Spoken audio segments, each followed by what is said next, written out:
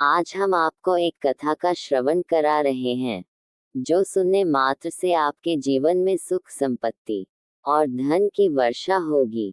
इस कथा में मासूम शिव भक्त की एक सच्ची कहानी को सुनाया गया है। तो चलिए कथा शुरू करते हैं। मासूम शिव भक्त, एक सच्ची कहानी।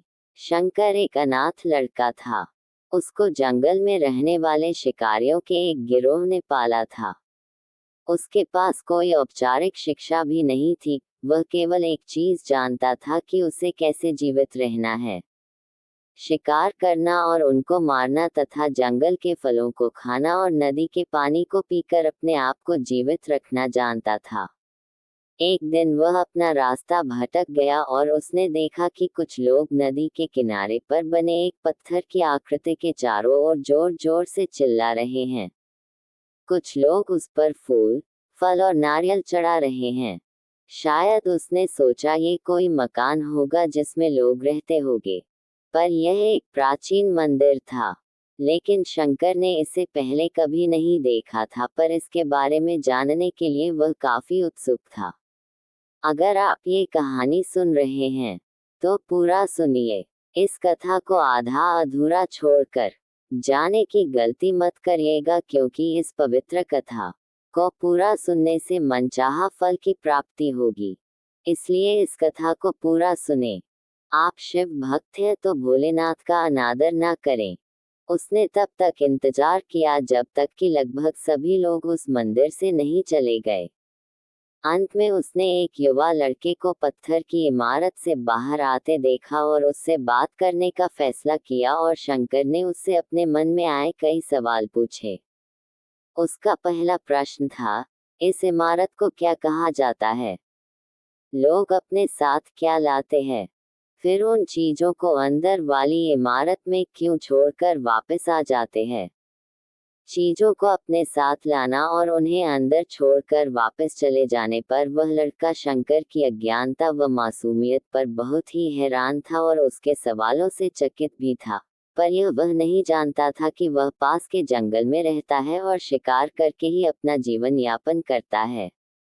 लेकिन फिर भी उसने उसके सवालों के जवाब देने की पूरी कोशिश की। उसने शंकर को बताया, ये भगवान शिव का मंदिर है। लोग यहाँ उन्हें फल और फूल चढ़ाने आते हैं। वे शिव भगवान से जो चाहते हैं वह मांगते हैं और शिव उनकी सभी की प्रार्थनाओं को सुनते हैं। ये सुनकर शंकर तुरंत मंदिर जाना चाहता था। लड़के ने उसे अंदर का रास्ता दिखाया और शिवलिंग के बारे में बताया। शंकर ने मासूमियत से लड़के से पूछा, ये शिवलिंग क्या चीज है और हमें क्या देता है? लड़के ने बताया, हम शिव से जो मांगते हैं वह हमें दे देता है। हम सब ऐसा मानते हैं। लड़के ने कहा, अब अंधेरा हो रहा है, अब मुझे घर जाना होगा। और वह शंकर को वहीं अकेला छोड़कर चला गया। शंकर ने झिझकते हुए मंदिर में फिर से प्रवेश किया। वह एक कोने में बैठ गया और सोचा, एक पत्थर किसी को वह चीज कैसे दे सकता है जो वे चाहते हैं? इसलिए उसने इसका परीक्षण करने का फैसला किया और उसने पत्थर की प्रतिमा से कहा, हे शिव, कृपया मुझे पर्याप्त शिकार करने दे ताकि मैं भूखा न रहूं। मेरे पास आपको चढ़ाने के लिए कोई फल या फूल नहीं है, लेकिन यदि आप मुझे शिकार देते हैं तो मैं उसे आपके साथ साझा करूंगा। मैं वादा करता हूं कि मैं आपको धोखा नहीं दूंगा। उसने घोषणा की। अगली सुबह शंकर शिकार करने गया। उसने पूरे दिन शिकार की तलाश की, लेकिन उसे कोई शिकार नहीं मिला। वह भूख से तिलमिला रहा था। वह काफी निराश हो गया क्योंकि उसे कोई शिकार नहीं मिला था। दोपहर हो चुकी थी। अब उसे लगने लगा कि मंदिर के लड़के ने उससे झूठ बोला था, फिर भी उसने शिकार जारी रखा। जैसे ही शाम हुई, उसने 2 खरगोशों को अपने बिल में से आते देखा। शंकर ने उन खरगोशों को मार डाला। चूंकि उसने शिव भगवान से वादा किया था कि वह अपने शिकार को साझा करेगा, वह मरे हुए खरगोशों में से एक के साथ मंदिर गया। देर हो चुकी थी और मंदिर सुनसान था। शंकर ने मंदिर में प्रवेश किया और जोर से कहा, कृपया आओ और अपना हिस्सा ले लो प्रभु, आपके लिए मैं लाया हूँ। वह वहां बैठ गया और अंधेरा होने तक प्रतीक्षा करने लगा, लेकिन भगवान प्रकट नहीं हुए। शंकर को भूख और नींद आने लगी और उसने खरगोश को मंदिर में छोड़ने का फैसला किया। अगली सुबह जब लोग मंदिर पहुंचे तो उन्हें शिवलिंग के सामने मरा हुआ खरगोश मिला। भक्त बहुत परेशान थे। ये यहाँ कौन लाया है? उसने हमारे मंदिर को अपवित्र करने की हिम्मत कैसे की? उन्होंने खरगोश को बाहर फेंक दिया। अगले दिन शंकर अपनी भूख मिटाने के लिए जंगल में शिकार करने गया, लेकिन इस बार उसकी किस्मत अच्छी नहीं थी और उसे शिकार भी नहीं मिला।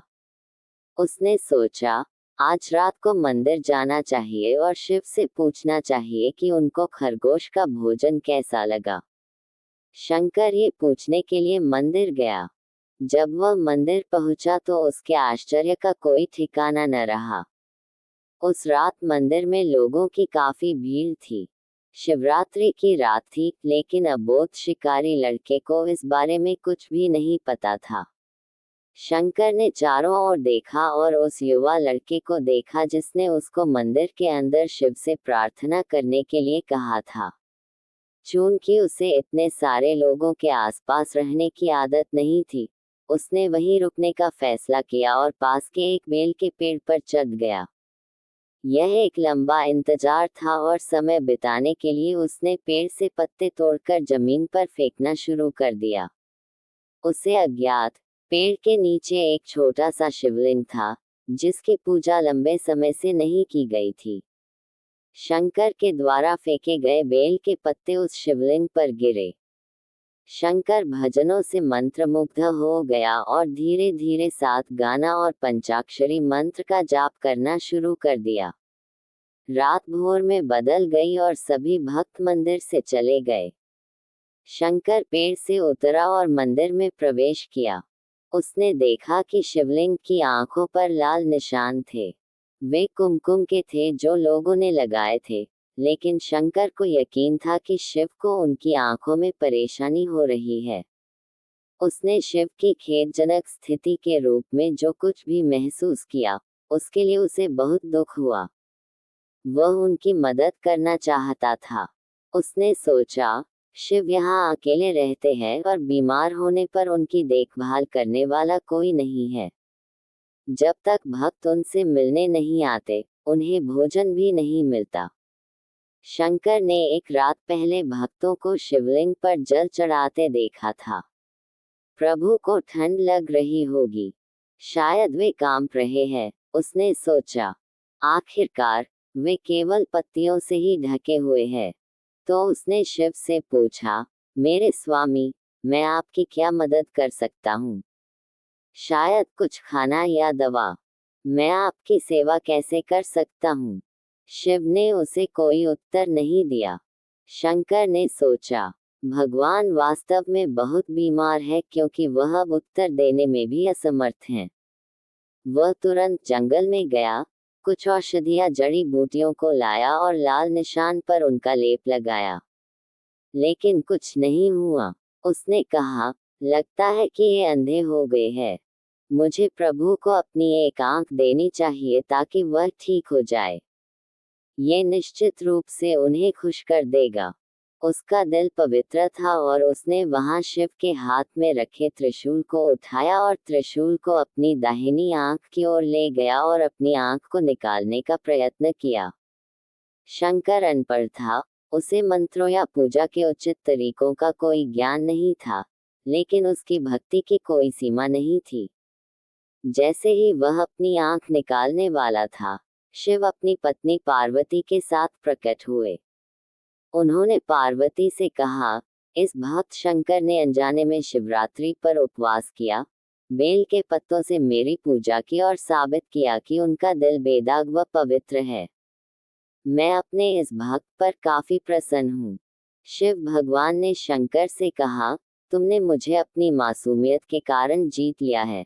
प्रभु ने मुस्कुराते हुए कहा, लोग मुझसे हर समय झूठे वादे करते रहते हैं, और कुछ न कुछ मुझसे मांगते रहते हैं, पर जैसे ही उन्हें मुझसे मांगी चीज मिल जाती है तो वे मुझे भूल जाते हैं। दूसरी ओर, तुमने मेरे साथ एक सच्चे इंसान की तरह व्यवहार किया, और यह वास्तव में बहुत ही दुर्लभ है।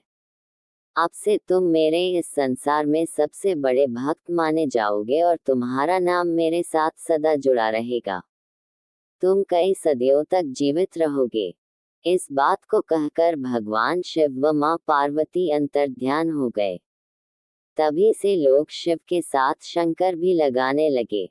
इस कथा को रामकृष्ण रस्तोगी के माध्यम से सुनाया और लिखा गया है। इस वीडियो को बोलते समय कोई गलती हो तो मैं क्षमा चाहती हूँ। अगर आप शिव के सच्चे भक्त हैं तो चैनल को सब्सक्राइब करें और वीडियो को लाइक करके कमेंट में हर हर महादेव लिख दीजिए।